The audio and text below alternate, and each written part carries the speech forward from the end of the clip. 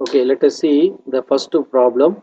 What is first problem? They given a finite set A equal to only one element. Okay, so using this set, we are going to define power set.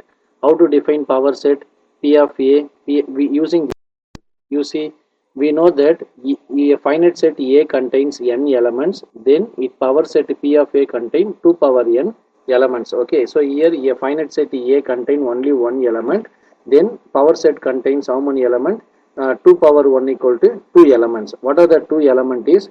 One is empty set. Okay, empty set is always subset of every set. Okay, so we consider empty set.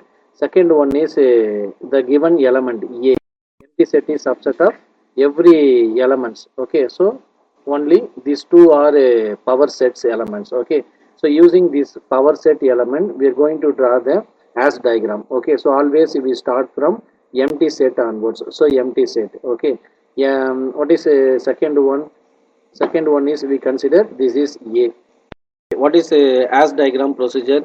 The circle for x belongs to P is drawn below the circle for y belongs to P if x less than y. Okay, so you consider this is x, this is y. If x less than y, this is empty set. Here we get one element, so it satisfies x less than y. After that, we have to draw the line between them. If y covers x means x divides y with remainder value is 0. So here we are unable to get remainder value is 0. Why? Because these are the variables, right?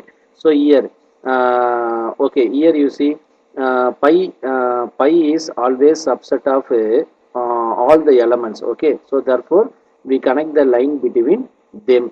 Okay, why? Because pi is subset of A only, so we connect the line between them. Okay, this is called as diagram for given problem. Okay.